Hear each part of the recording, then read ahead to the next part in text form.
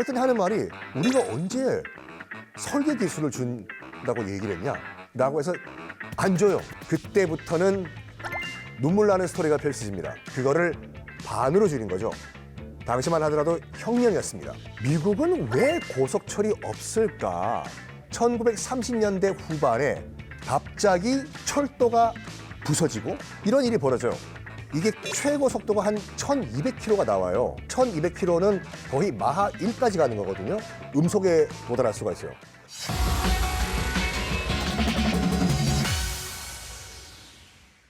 네, 여러분 안녕하십니까. 세상의 모든 알고 싶은 지식을 알기 쉽게 전달해드리는 RGO의 스토리텔러 썬킴 인사드리겠습니다. 오늘 스토리는 뭔가?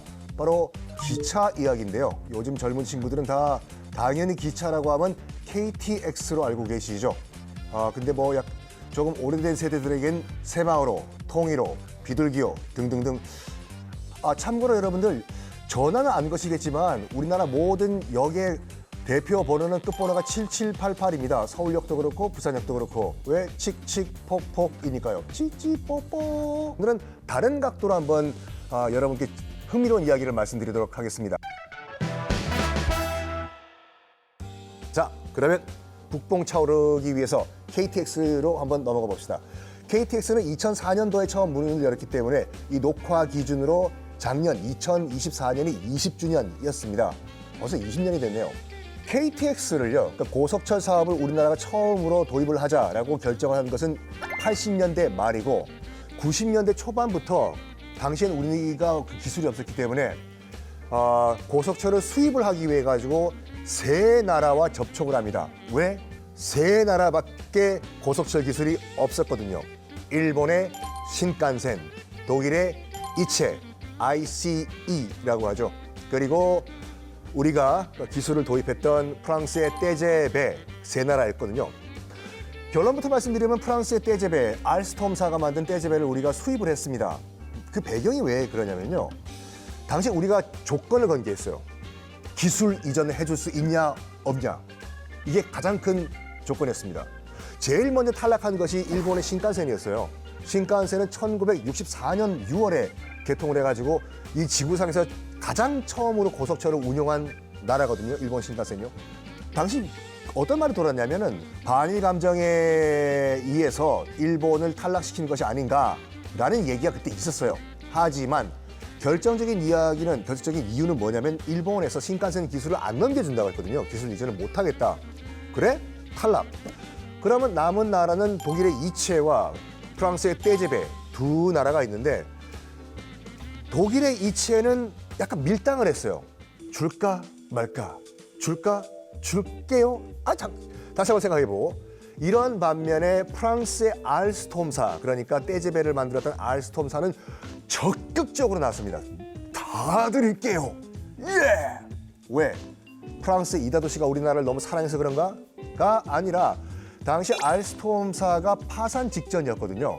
그래서 경제적 이유 때문에 누군가 새로운 지금 그 판매 노선을 잡아야 하는 가운데 엄청난 대여가 들어온 거예요, 지금. 저희가 드릴게요. 예, 알스톰 믿어주십시오. 해서 알스톰이 선택이 됐습니다. 당연히 기술 이전이 조건이었어요. 현대 로뎀에서 이 계약을 체결을 했는데 계약을 체결한 후에 현대 로뎀에서 수많은 기술자들을 프랑스 현지로 보냅니다. 가서 알았어요. 뭘 알았냐? 기술 이전이 설계 기술 이전이 아니라 생산 기술 이전이었다 이거예요. 별 의미가 없거든요. 조립 기술을 준다 이거예요. 조립은 우리 잘하지 않습니까? 그래서 현대 측에서 그 프랑스 현지에 가서 이제 따졌어요. 아니 이거 보시오. 이건 거의 사기 수준 아닙니까? 아니 설계할 수 있는 원천 기술을 주셔야지 조립 기술은 우리도 자동차 잘 만든다고요. 그랬더니 하는 말이 우리가 언제 설계 기술을 준다고 얘기를 했냐? 라고 해서 안 줘요. 그때부터는 눈물 나는 스토리가 펼쳐집니다. 설계하는 방 앞에 왔다 갔다 하면서 틈 사이에 뭐 있나 없나 이렇게 보기도 하고 프랑스 기술진들이 발끈했다고 합니다. 당신들 뭐 하는 거야 지금? 나가라고! 현대 직원들 정말 고생 많이 했다고 해요. 그래서 나중에는 앉혀놓고 같은 엔지니어 대 엔지니어로 부탁 좀 하자. 생산 기술 조금 내가 안 적을 테니까 말로 좀 해달라고 해서 조금씩 나쁜 말로는 귀동량으로 갖고 와요. 첫 번째 떼제배는 우리가 알고 있는 KTX로 탄생을 합니다. 그러나 제가 말씀드린 것 같이 그때 어깨 너머로 들은 설계 기술을 바탕으로 이게 우리나라 정말 국뽕에 안 차오를 수가 없다니까요. 정말 청출어람. 프랑스도 깜짝 놀랐어요. 이게 가능해? 이것이 자체 기술로 만들 수 있단 말이야? 라고 하면서 우리 자체 기술로 고속철을 만들어냅니다. 그것이 바로 여러분들이 타고 있는 산천, KTX 산천입니다. 빠르죠. 예전에 새마을호 같은 경우에 KTX가 나오기 전까지만 하더라도 새마을호는 가장 빠른 기차였어요. 가장 빠른 기차가 서울역 출발해서 부산역까지 가는데 4시간 반이 걸렸어요. 그거를 반으로 줄인 거죠. 당시만 하더라도 혁명이었습니다. 현재는 지구상에 고속철을 운영하는 나라들이 많습니다. 뭐 일본 신칸센뿐만 아니라 중국 까오띠에, 우리나라 KTX 등등등등. But however, 지금 요 지구상에 있는 요 나라 여러분들 안 보이시죠? 미국이거든요. 미국은 왜 고속철이 없을까? 고속철뿐만 아니라 기차를 타는 사람들이 없어요. 미국은요. 전 세계에서 철도 총 연장 길이가 가장 긴 나라는 미국이 맞습니다. 26만 킬로예요. 이렇게 보시면 돼요. 우리나라가 약 4,500킬로거든요. 다 합쳐가지고 4,500킬로인데 미국은 거의 30만 킬로예요. 중국 철도 안 가는 데였거든요. 미국 철도 총 연장 길이의 딱 반입니다. 그런데도 불구하고 왜 미국인들은 고속철을 안 탈까요? 우리나라 철도는 코레일에서 운영을 하죠. 공공기관입니다. 근데 미국 같은 경우에는 70%, 80%에 달하는 철로가 기찻길이 사철이에요. 개인 기업들이 소유를 하고 있습니다. 어떤 기업인가? 화물 열차 기업들이요. 그러니까 화물 열차 기업들이 선로를 소유하고 있고 그 위에는 화물 열차가 주로 다녀요. 그리고 미국도 민간인들이 타는 여객 기차가 있지 않습니까? 만약 화물차가 지나가죠? 기다려야 돼요. 전 직접 겪어봐서 아는데 1시간, 2시간 연착은 기본이에요. 하염없이 대기하고 있어요, 기차 안에서. 왜? 화물 기차 지나가야 되니까. 오늘날의 미국을 만든 것은 철도의 역할이 굉장히 컸어요. 아이러니컬하게도. 미국은 땅덩어리가 굉장히 넓습니다. 뉴욕에서 LA까지 비행기 타고 5시간이거든요. 거리를 재보면 인천공항에서 싱가포르까지 거리예요. 이거는 거의 외국이거든요. 그러다 보니까 이 동부를 먼저 개발했던 미국이 서부를 개발하기 위해서는 빨리 가긴 가야 되는데 역마차를 타고 계속 갈 수는 없잖아요. 그래가지고 당시 그러니까 그 1800년대죠. 1800년대 미국의 가장 큰 목표가 뭐였냐면 서부와 동부를 잇는 철도 시스템을 연결하자였어요. 그래가지고 일단 시도를 하다가 중간에 큰 변수가 하나 터집니다. 남북전쟁이거든요. 남북전쟁이 끝난 후 1869년도에 대망의 미국 대륙간 횡단 열차가 개통을 합니다. 그때부터는 동부에서 서부, 서부에서 동부로 바로 삐삐 기차를 타고 달리게 돼요. 그러면서 뒤늦게 유럽 대륙에서 수입을 한 이른바 산업혁명 유행을 받아들이면서 미국이 급속도로 발전을 합니다. 그런데 문제가 뭐냐면 1900년대 초반에 헨리 포드라는 사람이 이른바 T 모델이라고 하는 보급형 자동차를 대량 생산으로 찍어내기 시작해요. 그 전에는요. 미국은 도시와 도시뿐만 아니라 도시 내에서도 이른바 전차들 있죠. 노상 전차들이요. 땡땡땡땡땡땡땡. 이게 대부분의 도시 교통을 다 담당하고 있었거든요. 그래서 철도가 미국의 정맥, 동맥을 다 담당을 했었어요. 근데 헨리 포드라는 변수가 딱 등장하면서 여러분 안녕하십니까? 헨리 포드인데요.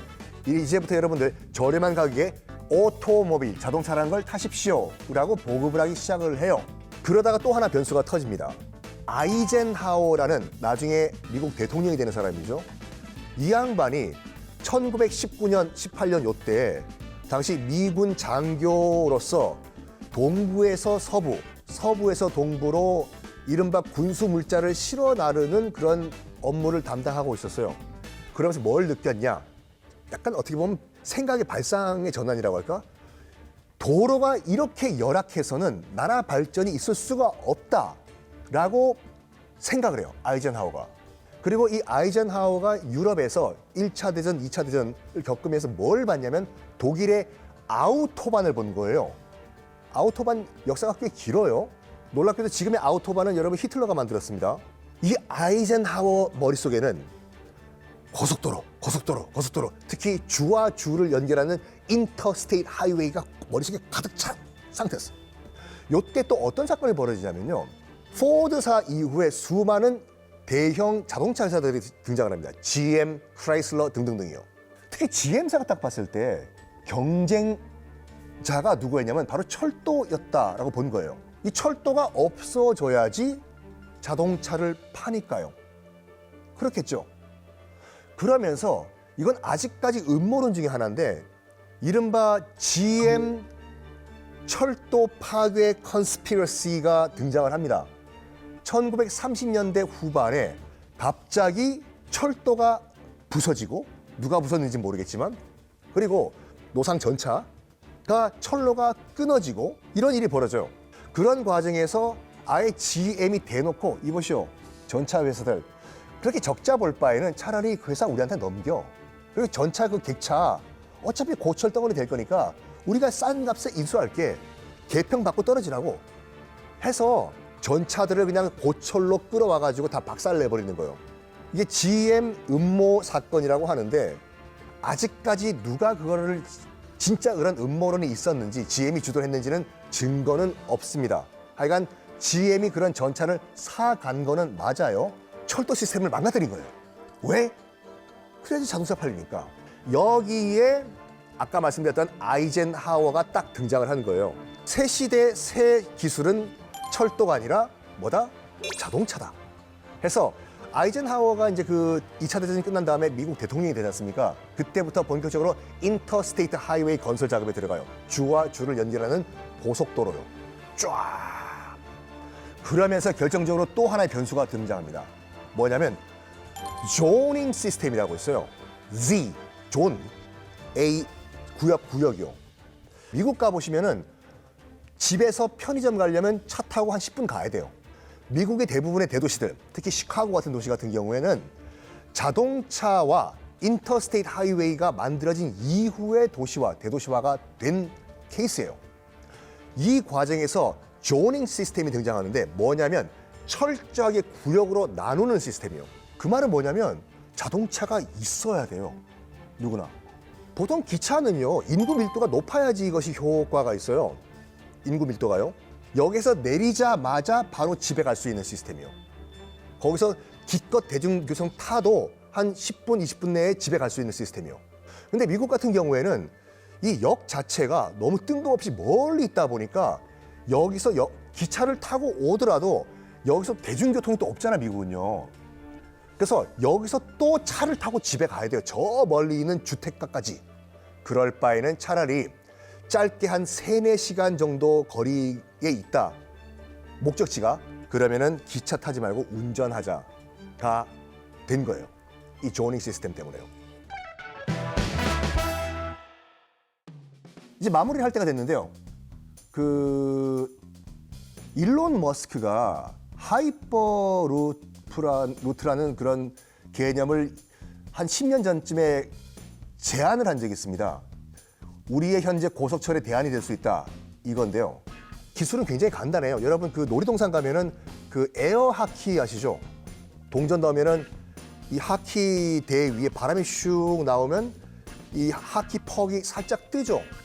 그러면 이 스틱으로 툭 치면은 약간 바닥에서 뜬 상태로 쭉 가게 돼요. 이 시스템을 철도 시스템 도입을 하자가 일론 머스크의 하이퍼루프 아이디어였어요.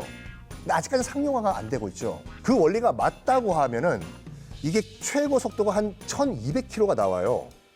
1200km는 거의 마하 1까지 가는 거거든요. 음속에 도달할 수가 있어요. 이론상 서울에서 부산까지 약 16분에 도착을 할 수가 있다고 해요. 물론 타고 내리고 안전 지키고 하면 한 30분 걸릴 수도 있겠죠. 30분이 어딥니까? 서울 부산이요. 만약에 그것이 수익성이 있고 현실성이 있다고 하면 일론 머스크가 10년 전에 그런 아이디어를 냈을 때 자기가 그걸 만들었겠지요. 근데 그 일론 머스크가 하는 말은 뭐냐면 그 수많은 스타트업들에게 아이디어를 자기는 제공했다. 당신들이 현실화시켜라라고 하면서 10년 동안 아무것도 안 하고 있어요. 일론 머스크는 실패했어도 우리가 누굽니까?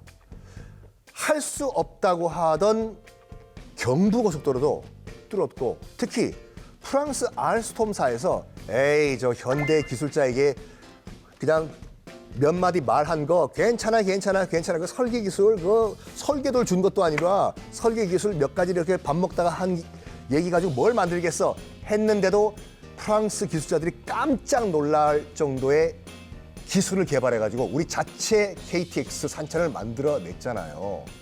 그 말은 뭐냐면 일론 머스크는 못해도 미국은 하이퍼루프를 상용화를 못해도 우리 대한민국은 땅을 뚫건 아니면 하늘 위로 철로를 만들건 미국인과 세계인들이 깜짝 놀랄 만한 하이퍼루프를 조만간 꼭 만들 수 있다라는 말씀드리면서 저는 인사드리겠습니다. 감사합니다.